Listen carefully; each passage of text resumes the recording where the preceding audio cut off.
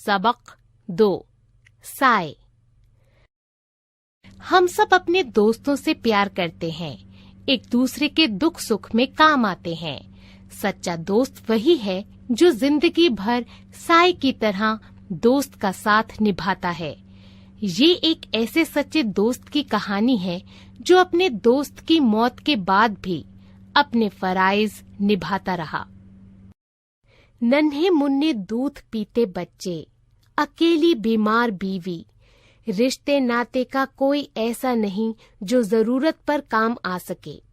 शौहर दूर दराज अफ्रीका में अस्पताल में बीमार, महीनों तक कोई खत नहीं। काफी लंबे वक्त के बाद एक खत मिला, बेहद दर्द भरा था। नैरोबी के किसी अस्पताल से लिखा गया था, बीमारी काबू से बाहर है, इसलिए डॉक्टर ने ऑपरेशन की सलाह दी है।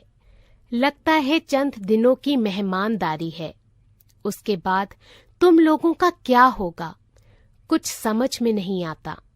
पास होते तो, लेकिन भरोसा रखना, खुदा सबका रखवाला है। जिसने सबको पैदा किया है वही परवरिश भी करेगा। बीवी खत पढ़ती जाती और रोती जाती। मासूम बच्चे आंसू भरी आंखों से माँ का मुंह तकते जाते। फिर खतूत पर खतूत भेजे, तार भेजा, तब कहीं कीनिया की मुहर लगा एक लिफाफा मिला। लिखा था, खुदा का शुक्र है, हालत सुधर रही है, एक नई जिंदगी मिली है। कुछ दिनों के बाद फिर एक खत आया, हालत पहले से अच्छी है, फिक्र की अब कोई बात नहीं। इस बार कुछ रुपए भी पहुंच गए। बच्चों के मुरझाए चेहरे खिल उठे। बीमार बीवी की सेहत में थोड़ा सा सुधार हुआ। खतूत लगातार आते रहे, रुपए भी पहुंचते रहे। उसमें लिखा था, हाथ में ऑपरेशन की वजह से खत नहीं लिख पाता, इसलिए किसी से लिखवा लेता है। अपने कारोबार में भी कुछ बढ़ोतरी कर रहा है। धीरे धीरे कुछ नई जमीन भी खरीदने का इरादा है।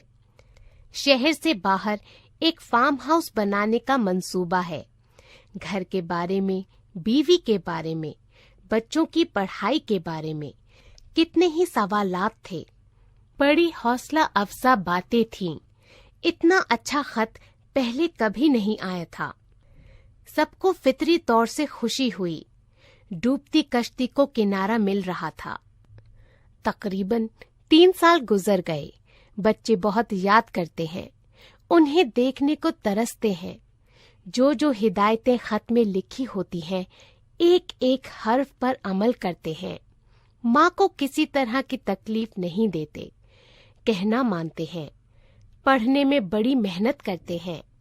अज्जू कहता है कि बड़ा होकर वो भी पापा की तरह अफ्रीका जाएगा, इंजीनियर बनेगा, पापा के साथ खूब काम करेगा। अब वो पूरे 12 साल का हो गया है, 6ठी क्लास में अव्वल आया है। मास्टर जी कहते हैं कि उसे वजीफा मिलेगा। तन्नू अब 18 पार कर रही है, उसकी शादी भी करनी है। खत में बहुत सी बातें थी। लिखा था, इस वक्त तो नहीं, हाँ अगले साल तन्नू की शादी में जरूर पहुंचूंगा।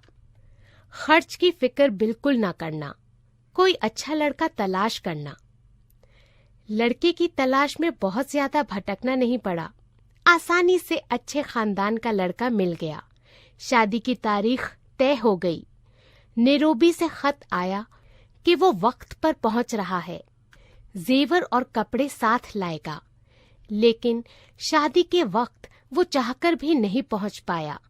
मजबूरी से भरा एक लंबा खत आया। इस दरमियान जो एक नया कारोबार शुरू किया है, उसमें मजदूरों की हड़ताल चल रही है। ऐसे मुश्किल हालात में वो ये सब छोड़कर कैसे आ सकता है। हाँ, जेवरात, कपड़े और रुपए सब भेज दिए हैं। दुल्हा दुल्हन की तस्वीर उसे जरूर भेजें, वो इंतजार करेगा। खैर, शादी धूमधाम से हो गई। शादी की सारी तस्वीरें भी भेज दी गईं। अज्जू ने उस साल कई इनाम जीते। हाई स्कूल के इम्तिहान हुए तो जिला में पहली पोजीशन हासिल की। खेलों में भी पहला नंबर हासिल किया। बहुत से सर्टिफिकेट मिले, वजीफा मिला। इनाम में मिली सारी चीजों की फोटोकॉपी वो पापा को भेजना नहीं भूला। बदले में कीमती कैमरा आया, गरम सूट का कपड़ा आया, खूबसूरत घड़ी आई और दिल को छू लेने वाला लंबा खत आया। वो बच्चों की उम्मीद पर ही जी रहा है। ये सारा कारोबार उन्हीं के लिए तो है। लेकिन बार बार वादा करने के बाद भी घर आना मुमकिन ना हो पाता। हर बार कुछ न कुछ रुकावट आ जाती और उनका आना मुलतवी हो जाता। वक्त बगैर रुके पंख लगाकर उड़ता रहा। बच्चों ने लिखा, अगर उनका आना मुश्किल हो रहा है तो वो खुद अफ्रीका आने की सोच रहे हैं। कुछ साल वहीं गुजार लेंगे। जवाब में सिर्फ इतना था कि अज्जू जब तक अपनी पढ़ाई पूरी नहीं कर लेता तब तक कुछ नहीं हो सकता। वक्त निकाल कर वो खुद घर आने की कोशिश करेगा। बच्चों की बहुत याद आती है, घर की बहुत याद आती है, लेकिन मजबूरियों का क्या किया जाए। आखिरकार वो दिन भी आ पहुंचा जब अज्जू ने अपनी पढ़ाई पूरी कर ली। कहीं अच्छी नौकरी की तलाश शुरू हुई। पापा के अब भी आने का इम्कान नजर नहीं आया तो उसने लिखा, अम्मा बीमार रहती हैं, एक बार आखिरी मर्तबा देखना चाहती हैं। जवाब में लंबा चौड़ा खत मिला और इलाज के लिए रकम भी। लेकिन इस बार अज्जू ने ही जाने का प्रोग्राम बना लिया। अचानक पहुंचकर पापा को चौंकाने का मंसूबा बनाया। टिकट खरीद लिया और एक दिन वो हवाई जहाज से रवाना भी हो गया। वो मन ही मन में सोच रहा था कि उसके पापा उसे देखकर कितने हैरतज़दा होंगे। उन्होंने तसव्वुर भी नहीं किया होगा कि अचानक वो इतनी दूर एक दूसरे मुल्क में आसानी से आ जाएगा। उनकी निगाहों में तो वो अभी उतना ही छोटा होगा जब वो निक्कर पहनकर आंगन में गुल्ली डंडा खेलता था। नैरोबी के हवाई अड्डे पर उतरकर वो सीधा उस पते पर गया जो खत में दिया हुआ था, लेकिन वहां ताला लगा हुआ था। उसके पापा की पुरानी धुंधली नेम प्लेट जरूर लगी हुई थी। आसपास पूछताछ की तो पता चला कि एक बूढ़े हिंदुस्तानी जरूर यहाँ रहते हैं। रात को देर से लौटते हैं, किसी से मिलते जुलते नहीं, बिल्कुल अकेले रहते हैं। वो बाहर बरामदे में रखी बेंच पर इंतजार करता रहा। रात को एक बूढ़ा आदमी ताला खोलने लगा तो देखा एक नौजवान सामने बैठा ऊँघ रहा था। उसका नाम पूछा तो उसे गले से लगा लिया। बड़े जोश के साथ उसका इस्तकबाल किया। खाना खाने के बाद वो उसे अपने कमरे में ले गए। दीवार की तरफ उन्होंने इशारा किया। एक नन्हा बच्चा माँ की गोद में खेल रहा है।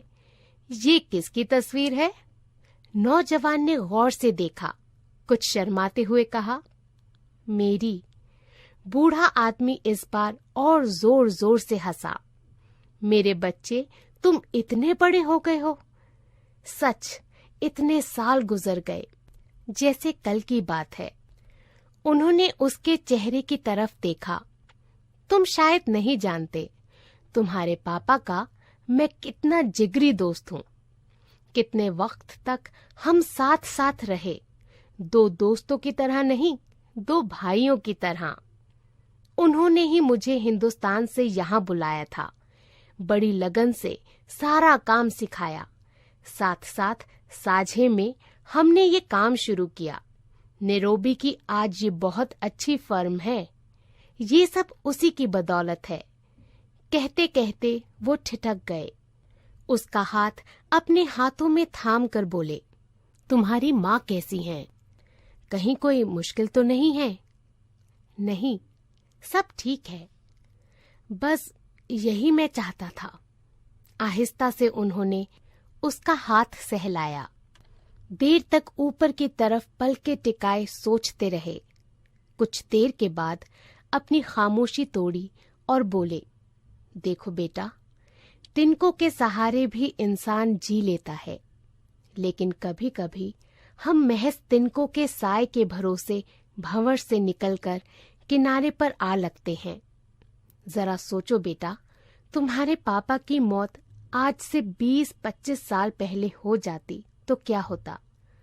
तुम यतीम हो जाते, तुम्हारी माँ घुट घुट कर कब की मर चुकी होती, तुम इतने हौसले से पढ़ नहीं पाते, जहां तुम आज हो वहां तक नहीं पहुंच पाते। उन्होंने अपने सूखे होठों को जबान की नोक से भिगोया। हम कमजोर होते हुए, बेसहारा और अकेले होते हुए भी कितने बड़े बड़े जंगलों को पार कर जाते हैं, सहारे की एक गैर मरई डोर के सहारे। उनका गला भर आया। तुम्हारे पापा तो तब ही गुजर गए थे बेटा, लेकिन मैं अपने साझे कारोबार से उनके हिस्से की रकम लगातार भेजता रहा। कितने सालों से मैं इसी दिन के इंतजार में था। अब तुम बड़े हो गए हो, अपने इस कारोबार में मेरा हाथ बटाओ। मेरा वादा पूरा हो गया जो मैंने मरते वक्त उनसे किया था। उनका गला भर आया। वो दीवार पर लटकी एक तस्वीर को न जाने क्या क्या सोचते हुए देखते रहे।